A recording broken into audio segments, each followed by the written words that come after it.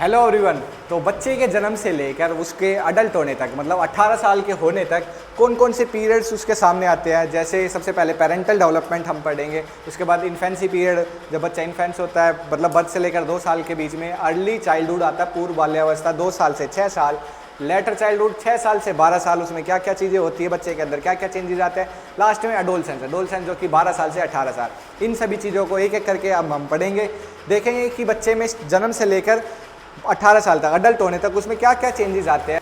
Parental development जो कि 0 से स्टार्ट होकर 40 वीक तक चलता है, कि कंसेप्शन के दौरान से लेकर बच्चे के जन्म होने तक ये 3 स्टेजेस में हम इसको डिवाइड करते हैं। सबसे पहले रखेंगे germinal stage, embryonic stage and third होता है फीटल स्टेज।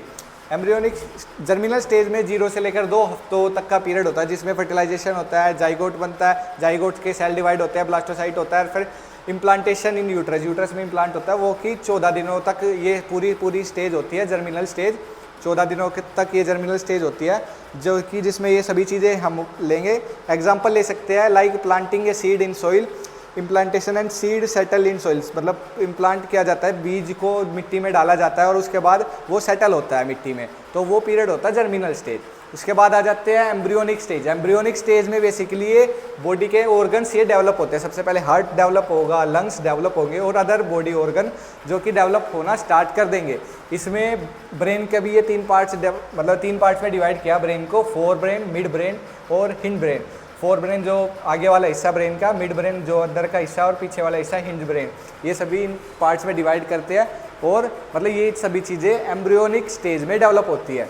इसके की पॉइंट्स है नाउ कोल्ड एम्ब्रियो, मतलब इसको अब एम्ब्रियो बोला गया है। Most critical period of the structure development, structural development इसी दौरान किया जाता है। एम्ब्रियोनिक स्टेज है जो कि मतलब 3 हफ्ते, अराउंड 3rd हफ्ते से स्टार्ट होकर मतलब 2 महीनों तक ये पीरियड चलता है, जिसमें ये सभी बॉडी के ऑर्गन्स डेवलप होना स्टार्ट हो जाते हैं, जो कि मेजर ऑर्गन्स होते हैं बॉडी के।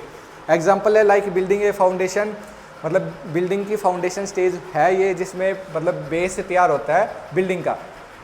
फीटल स्टेज जो कि 9 हफ्तों से स्टार्ट होकर जन्म तक फीटल स्टेज होता है, जिसमें मतलब स्टार्टिंग में अर्ली रिफ्लेक्सेस दिखना स्टार्ट हो जाते हैं। बच्चा हाथ और पैर ये सभी चीज़ें दिखना स्टार्ट हो जाती है, बच्चे की हाथ पैर मूव भी करेगा बच्चा, और सेक्स ऑर्गन बनना मतलब स्टार्ट कर देता है, कि ये भी पता चल जाता है इस पीरियड में कि बच्चा मेल है या फीमेल। तो ये पीरियड होता है 9 हफ्तों से लेकर 12 हफ्तों तक। उसके बाद आ जाते हैं 16 हफ्ते से मतलब 4th महीने, चौथे महीने से लेकर अराउंड 7वें महीने तक ये पीरियड होता है, जिसमें रैपिड ग्रोथ होती है फीटस की। इसको इस समय फीटस बोला जाने स्टार्ट किया जाता है। स्टार्टिंग में एम्ब्रियो बोला जाता है इसको, इसमें पीरियड में बोला जाता है 9 हफ्ते से लेकर 12 हफ्तों तक। इस मतलब 9 हफ्ते से स्टार्ट होकर जन्म आखिरी तक, जब तक बच्चा पैदा नहीं हो जाता तब तक इसको फीटस बोला गया है। तो इसके मतलब साइज़ और वेट में ये ग्रोथ होगी इन सभी चीज़ों में। लास्ट आ जाते हैं स्ट्रक्चरल रेडी होने स्टार्ट कर देता है बच्चे का। स्ट्रक्चरली बच्चा रेडी होने लग जाता है कि उसका एवरेज वेट क्या होगा, लेंथ क्या होगी, ये सभी चीज़ें डिसाइड इस पीरियड में होती है। तो इसका एग्जांपल भी ले सकते हैं like finishing and decorating a house, मतलब लास्ट में फिनिशिंग होती है, ये सभी चीज़ें इसमें आती है। तो इसमें हमने क्या क्या चीज़ें सीखी, क्विक रिवीजन करते हैं कि सेल से बच्चा मतलब स्ट्रक्चर होता है, एम्ब्रियोनिक बनता है, फिर उसके बाद फीटल बनता है। इसमें उसकी ग्रोथ होती है कि पहले सेल होता है, उसके बाद उसका स्ट्रक्चर बना, फिर ग्रोथ हुई। तो इम्पोर्टेंट फैक्ट इसके अंदर हम ये लेकर चल सकते हैं। इम्पोर्टेंट फैक्ट में टोटल ड्यूरेशन होती है इसकी 40 हफ्तों तक की ड्यूरेशन होती है, अराउंड 280 दिनों तक। ए बर्थ एट मतलब इतने 36 से लेकर 9 महीनों से लेकर 9.5 या मतलब कुछ 10वें महीने तक बच्चा पैदा होता है। कुछ प्री मैच्योर भी होते हैं बच्चे पैदा, तो 32 मंथ के अंदर भी काफ़ी बच्चे पैदा होते हैं। एवरेज वेट 6 पाउंड होता है, अराउंड 2.3 kg ऐसा समथिंग वेट होता है, और हाइट इसकी होती है 18.5 इंचज़। तो ये सभी चीज़ें थी इसके की पॉइंट। सबसे पहले सेल, स्ट्रक्चर, फिर ग्रोथ, ये सभी चीज़ें होती है। तो नेक्स्ट आ जाते हैं अब हम इन्फेंसी पीरियड, शैशव अवस्था। बर्थ से लेकर 2 साल के टाइम पीरियड को इन्फेंट कहा जाएगा, इन्फेंसी पीरियड कहा जाएगा, जिसमें सबसे पहले इम्पेरिकल कोड होती है जो बच्चे की, उससे अलग किया जाता है बच्चे को, और माता से अलग किया जाता है। और उसके बाद बच्चे को नियोनेट कहकर डिनोट किया जाता है। नियोनेट मतलब बच्चे के जन्म होने से लेकर 14 या 15 दिनों तक, मतलब 2 हफ्ते तक बच्चे को नियोनेट कहा जाएगा। और फिजिकल एंड साइकोलॉजिकल जो जो चीज़ें चेंजेस आएगी, जैसे बच्चा ये भी चीज़ें देखी जाएगी 7 से 8 पाउंड होगा, मतलब इस टाइम पीरियड में 3.2 kg से मतलब 3 से 3.5 किलो तक का बच्चा होगा। उसकी हाइट ये होगी 19 से 20 इंचज़। और जो कि स्टार्टिंग में मैंने बताया था कि बच्चे के हेड का साइज़ अराउंड 25% उसके बच्चे के सर का साइज़ होता है, और फिर अदर बॉडी उसकी 75% होगी। बच्चे के सर का साइज़ 25% और अदर 75% होगी। तो आ जाते हैं नेक्स्ट एंड कि 80% मतलब ज़्यादातर बच्चा ना 80% टाइम तो सोने में ही बिता देता है। तो ये भी चीज़ें देखेंगे कि, और वाइटल एक्शन मतलब मेन एक्शन होंगे उसके, सकिंग करना मतलब अंगूठा चूसना या फिर सकिंग करना, दूध पीना, स्वेलविंग करना और ब्रीथिंग करना, ये सभी चीज़ें उसकी मतलब मेन एक्शंस होंगे स्टार्टिंग के दौरान में, जब बच्चा इन्फेंट होता है। मतलब स्टार्टिंग जन्म से लेकर 2 साल तक ये स्टार्टिंग का पीरियड है। उसके बाद धीरे धीरे करके ऐसे बच्चा बड़ा हो रहा है तो वो क्या क्या एक्टिविटीज़ करना स्टार्ट करेगा, ये सभी चीज़ें हम देखेंगे। तो जनरल एक्टिविटी में सबसे पहले बच्चा अपने हाथ पैर को मूव करना सीखेगा। उसके बाद स्पेसिफिक एक्टिविटी मतलब फाइन मोटर्स का यूज़ करेगा, अपनी छोटी छोटी मसल्स का यूज़ करके, जैसे बारीक खिलौनों को हाथों से उठाना, ये सभी एक्टिविटीज़ करना स्टार्ट कर देगा। अपने बॉडी पार्ट्स को मतलब बारीक काम को भी करना स्टार्ट कर देगा। एंड बुलेटिन इन्फेंट रिफ्लेक्सेस मतलब ये रिफ्लेक्सेस मेन रिफ्लेक्सेस है जो कि पियाजे ने बताई है। सबसे पहले बच्चा मोटर रिफ्लेक्स करना स्टार्ट करेगा, जैसे अचानक से आई हुई आवाज़ से बच्चा चौंक जाएगा, ये सभी चीज़ें भी, और चिल्लाना स्टार्ट कर देगा, अपनी बॉडी को खींचेगा, बैक की तरफ खींचेगा, हाथों को ऐसे करेगा, ये सभी चीज़ें रिफ्लेक्स है, मोटर रिफ्लेक्स है। और ग्रास्पिंग रिफ्लेक्स मतलब कि कोई भी चीज़ें आप खिलौना आप देखोगे कि बच्चे को छोटे मोटे खिलौने आप उसको दोगे तो वो मतलब ग्रिप उसको टाइट से पकड़ लेगा, तो मतलब ग्रास्प भी करेगा, चीज़ों को पकड़ेगा, टाइट करेगा और फिर मतलब छोड़ेगा भी नहीं। एंड बेबी सिंग मतलब उसको ना महसूस होना स्टार्ट होगा, गुदगुदी भी होगी, जैसे उसको पैर पे देखोगे ना आप, गुदगुदी करने की कोशिश करोगे तो गुदगुदी भी होगी। रूटिंग रिफ्लेक्स, जैसे उसके चिक को टच करोगे बच्चा अपनी तरफ देखेगा, ऐसे फील करेगा, ये सभी चीज़ें, अपने मुंह को खोलेगा, ये सभी चीज़ें रिफ्लेक्स, ये रूटिंग रिफ्लेक्स भी करना स्टार्ट करेगा। एंड ब्लिंक करेगा, कफिंग करेगा और यलिंग, उबासी लेगा, छीकेगा, ये सारी एक्टिविटीज़ भी करना स्टार्ट कर देता है बच्चा। नेक्स्ट आ जाते हैं socio emotional and sensory milestone. Socio emotional भी डेवलप होता है, जैसे जॉन बाउले की अटैचमेंट थ्योरी है ना, जिसमें बच्चा फियर, एंगर, ये फिर ट्रस्ट करना, ये सभी चीज़ें स्टार्ट कर देता है। तो सबसे पहले रिकॉग्नाइज करे, मदर की आवाज़ को पहचानना स्टार्ट कर देगा। मतलब 2 साल तक जब बच्चा 2 साल के करीब पहुंचना स्टार्ट करेगा बच्चा, तो रिस्पॉन्स, स्माइल करना, टच करना, मतलब छूना से पता चलेगा और फील करेगा, जैसे फेस को टच करोगे तो ऐसे मतलब हंसेगा, स्माइल करेगा बच्चा, ये सभी एक्सप्रेशन शो करना स्टार्ट करके देगा बच्चा। एंड कम्युनिकेट करना स्टार्ट करेगा सोसाइटी से, मतलब कोई भी अननोन उसके सामने आएगा तो मतलब अपनी माता को और अनजान को पहचानने में फ़र्क करेगा कि ऐसा नहीं है अनजान के साथ और माता के साथ सेम बिहेवियर में सेम एक्सप्रेशन दे, नहीं, मतलब अनजान को देखकर घबराएगा नहीं भी जाएगा बच्चा उसके पास, ये भी चीज़ें भी करेगा। एंड सेंसरी कैपेबिलिटी भी आएगी, जैसे विज़न भी डेवलप होना स्टार्ट कर देगा, मतलब इस स्टेज में विज़न भी डेवलप होना स्टार्ट हो जाता है। एंड 20/20 एडल्ट विज़न इस टाइम पर आ जाता है, 1 ईयर के अंदर, मतलब 1 साल के अंदर 20/20 20/20 मतलब 6/6 की आई साइट बच्चे के अंदर आने स्टार्ट कर देती है। एंड टच करना, पेन होना महसूस, स्मेल करना और टेस्ट करना, ये सभी चीज़ें बच्चा फील करना स्टार्ट कर देता है।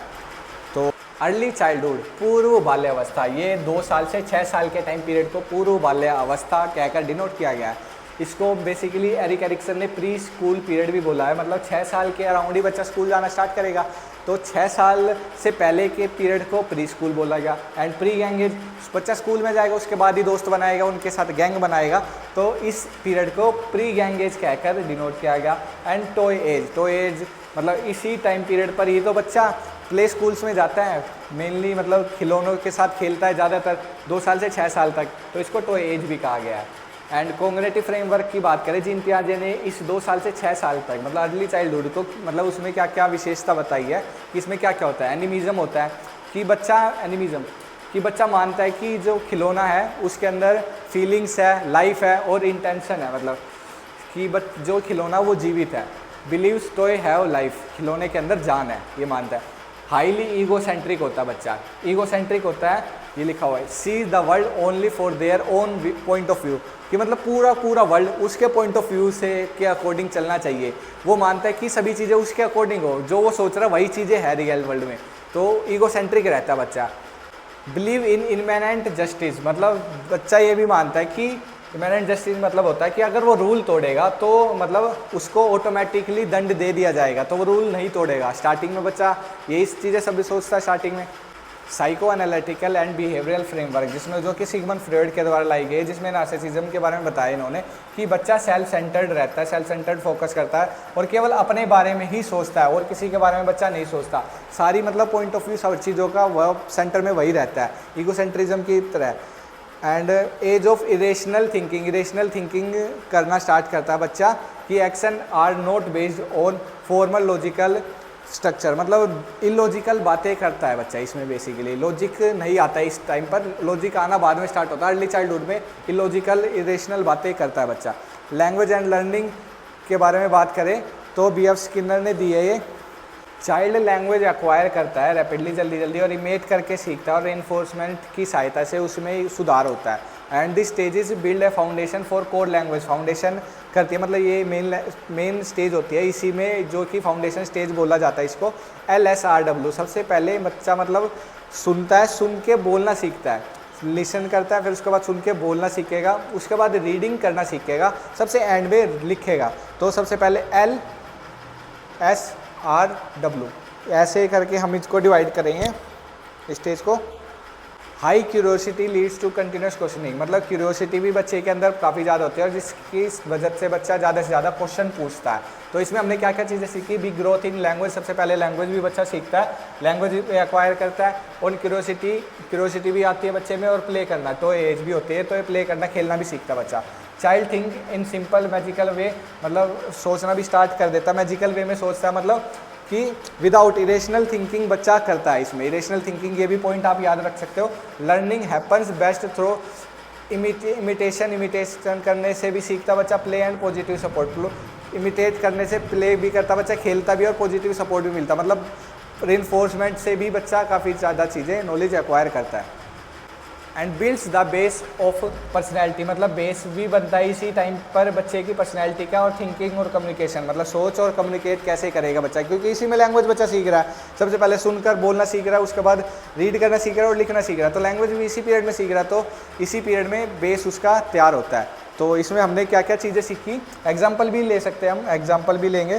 जैसे अर्ली चाइल्डहुड का एग्जाम्पल है कि जिसमें एक 4 साल का एक बच्चा है, मतलब 4 साल का बच्चा एक्सीडेंटली, मतलब उसने ना एक वुडन चेयर को गिरा दिया, उसके बाद गिराने के बाद बच्चा उस चेयर को मार रहा है, बच्चे का मतलब बच्चे रोना स्टार्ट कर देता है एंड हिट द चेयर, उस चेयर को मारा, और वो बिलीव करता है कि उस चेयर ने उसको हर्ट किया है। तो ये है एग्जाम्पल किसका है, एनिमिज्म का, एनिमिज्म, जिसमें वो मानता है कि बच्चा की जो चेयर है उसके अंदर एक लाइफ है, तो ये एक एग्जाम्पल है। नेक्स्ट आ जाते हैं लेटर चाइल्डहुड 6 साल से 12 साल के टाइम पीरियड को लेटर चाइल्डहुड कहा गया है, जिसमें स्कूलिंग करना स्टार्ट करता है बच्चा, फोकस करेगा स्कूलिंग पर इस टाइम पर, और पीयर रिलेशन होगा, पीयर ग्रुप उसके दोस्तों के साथ रिलेशन स्टार्ट होगा, और लॉजिकल थिंकिंग करना स्टार्ट करेगा, मतलब कॉन्क्रीट, मतलब लॉजिकल लगाएगा, जो चीज़ उसके सामने है उनको देखकर मतलब लॉजिक लगाना स्टार्ट कर देगा कि मतलब इसमें क्या क्या चीज़ें हैं, क्या ऐड ऑन किया जा सकता है। उसका मैं एक एग्जांपल भी मैंने आपके सामने लिखा हुआ है।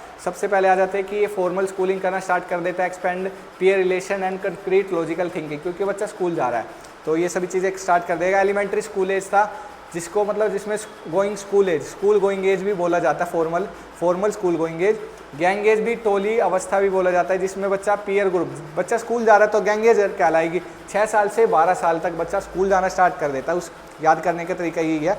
गैंग एज मतलब जिसमें बच्चा पीयर ग्रुप के साथ गैंग बनाता है। अगर बच्चा स्कूल जाएगा 6 साल तक की, तो बच्चा स्कूल जाना स्टार्ट कर देता है। इससे पिछली क्लास में जिस तरह 2 साल से 6 साल तक प्री स्कूल पीरियड था, जिसमें बच्चा स्कूल नहीं जाता था, इसीलिए इसको प्री गैंग एज कहा गया।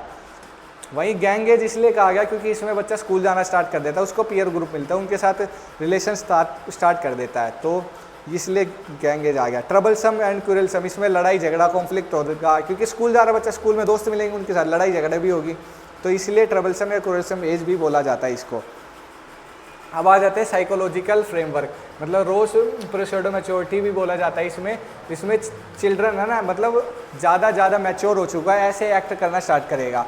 एक चाइल्ड ट्राइज टू टॉक, मतलब बोलने की कोशिश करेगा, ड्रेस ऐसे पहनेगा कि वो बड़ा हो चुका है, एंड बिहेव भी ऐसे करेगा कि बच्चा बड़ा हो चुका है, कि उसकी ड्रेसिंग सेंस, उसके बोलने के तरीके देखते होंगे आप अपने आसपास कि 6 साल से 12 साल तक के छोटे बच्चे जो होते हैं वो ऐसे बिहेव करेंगे कि वो बड़े औरों की एक्टिंग करेंगे, नकल करेंगे।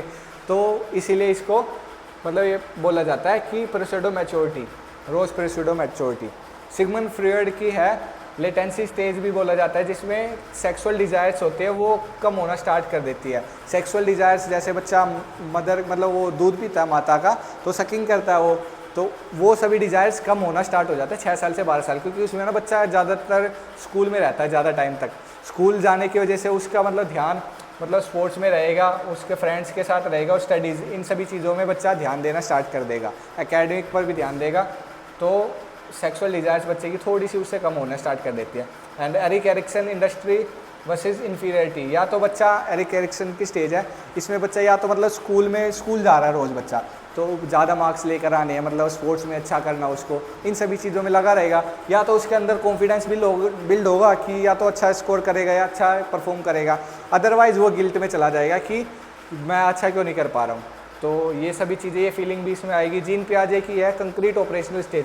कंक्रीट ऑपरेशन जीन पियाजे की 4 स्टेज है, SPCF, sensory motor, pre operational, concrete और फॉर्मल ऑपरेशनल। ये 4 स्टेज है, जिसमें इस टाइम पर मतलब 6 साल से 12 साल तक सी वाले 3rd स्टेज पर होते हैं, जिसमें कंक्रीट ऑपरेशनल मतलब जो चीज़ें ऑब्जेक्ट उसके सामने होती है उनको उनके अकॉर्डिंग लॉजिक लगाना स्टार्ट कर देता है। देखकर बच्चा लॉजिक लगा लेगा, लेकिन एब्स्ट्रैक्ट थिंकिंग नहीं कर पाएगा। एब्स्ट्रैक्ट मतलब होता है जो चीज़ें उसको दिखाई नहीं दे रही उन चीज़ों के बारे में भी सोचना, तो वो चीज़ें नहीं कर पाएगा। तो इसमें कॉन्क्रीट ऑपरेशनल स्टेज कहकर डिनोट किया गया है। एग्जांपल ले लेते हैं, अंडरस्टैंडिंग, कंजर्वेशन, क्लासिफिकेशन, मतलब चीज़ कंजर्व करना, चीज़ों को इकट्ठा करना, मतलब उनको डिवाइड करना, क्लासीफाई करना, रियल ऑब्जेक्ट की हेल्प से कर पाएगा केवल। मतलब जैसे हमने एक एग्जांपल लिया, इसमें बच्चा ब्लू कलर की बॉल, ग्रीन और रेड, ये 3 कलर की बॉल है, इन सभी को मतलब अलग कर पाता है कंक्रीट ऑपरेशनल लॉजिक। मतलब कंक्रीट उसके सामने है चीज़ें, वो कलर को देखकर अलग अलग कर पा रहा है, उनको मतलब साइज के अकॉर्डिंग या कलर के अकॉर्डिंग डिवाइड कर पा रहा है, क्योंकि ऑब्जेक्ट रियल में उसके सामने है, तो इसलिए इसको कंक्रीट ऑपरेशनल बोला गया है। एडोलसेंस पीरियड, 12 साल से 18 साल के पीरियड को एडोलसेंस पीरियड कहा गया है। इसमें चाइल्डहुड मतलब बाल्यावस्था से किशोरावस्था, अडल्टहुड की तरफ ट्रांजिशन होता है। इसमें मतलब प्रोफाउंड फिजिकल, हार्मोनल और साइकोलॉजिकल चेंजेस आते हैं बच्चे के अंदर। ये आप सभी देख सकते हैं, फिजिकल भी चेंज होता है, हार्मोनल भी चेंजेस आते हैं, उनके बारे में बताऊंगा, और साइकोलॉजिकल भी चेंजेस आएंगे। तो इसमें the propaganda of stress and स्ट्रोम, इसमें स्ट्रेस और स्ट्रोम का सामना बच्चा ज़्यादा करता है। मतलब इसमें ना बहुत ज़्यादा स्ट्रेस का पीरियड होता है, क्रिटिकल पीरियड होता है, कि मतलब इसमें मेनली 12 साल से अराउंड 8th क्लास के बाद बच्चा पहुँच जाता है, 8वीं 9वीं 10वीं क्लासेज में बच्चा पहुँच जाता है। तो मतलब ये ट्रांजिशन पीरियड होता है, जिसमें डेवलपमेंटल ब्रिज के रूप में काम करता है चाइल्डहुड से एडल्टहुड। मतलब बच्चा चाइल्डहुड को क्रॉस करके एडल्टहुड में आ जाता है। एडल्टहुड में बहुत ज़्यादा परेशानियों का सामना करता है। इसमें सेक्सुअली भी काफ़ी ज़्यादा चेंजेस आते हैं, जैसे सेक्सुअल मैच्योरिटी आने स्टार्ट कर देती है, बच्चा वॉइस चेंज होने स्टार्ट कर देती है, गर्ल्स से मेंस्ट्रुएशन साइकिल भी स्टार्ट हो जाता है गर्ल्स का। तो अचानक से इतनी ज़्यादा चेंजेस देखता है बच्चा कि चाइल्डहुड में तो बहुत मज़े से जी रहा था बच्चा, पीयर ग्रुप के साथ खेल रहा था, अपनी मस्ती में था। अब अडल्टहुड में थोड़ी जिम्मेदारियाँ स्टार्ट हो जाती है बच्चों, तो इसलिए बच्चा स्ट्रेस फील करता है। तो चेंजेस मैंने बताया, सेक्सुअल मैच्योरिटी भी आने चालू हो जाती है। आइडेंटिटी क्राइसिस भी होने लग जाता है बच्चों का कि हु एम आई, मतलब मैं कौन हूँ, मतलब मुझे क्या करना है, मतलब करियर में क्या चूज़ करना है, चूजिंग करियर पाथ, क्या चीज़ें करनी है, वैल्यू, लाइफस्टाइल, मेरा लाइफस्टाइल क्या होगा, इन सभी चीज़ों को लेकर बच्चा कन्फ्यूज़न में रहता है और स्ट्रेस फील करता है। स्ट्रेस फील करने का मैं आपको सभी कारण बता रहा हूँ कि ये सभी चेंजेस बच्चे में आते हैं तो स्ट्रेस फील करता है। एंड हीरो वर्शिप टेंडेंसी भी आ जाती है बच्चों में कि किसी को भी रोल मॉडल मान लेता है अपना, किसी सिंगर, एक्टर या फिर XYZ अपनी मतलब आसपास जो भी जिन्हें भी देखता है उनको एक रोल मॉडल के तरीके से मानता है और उनकी कॉपी करने की कोशिश करता है बच्चा। एंड कॉग्निटिव रीच भी होती है बच्चों की कि थिंकिंग अबाउट जस्टिस, सच्चाई क्या है इस चीज़ के बारे में, फ्यूचर फ्यूचर क्या होगा मेरा, और सोसाइटी ऐसा कर क्यों रही है, ऐसा क्यों होता है, और अलग अलग थ्योरीज़ के बारे में सोचना स्टार्ट कर देगा बच्चा कि इस थ्योरीज़ में ऐसा क्यों बोला गया है, ऐसा क्यों हो रहा है, इनके मतलब सर्च करेगा बच्चा, जानने की कोशिश करेगा, कॉग्निटिव रीच करेगा, खोजने की कोशिश करेगा। और अल्टरनेटिव नेम्स इसको बोला जाता है गोल्डन एज।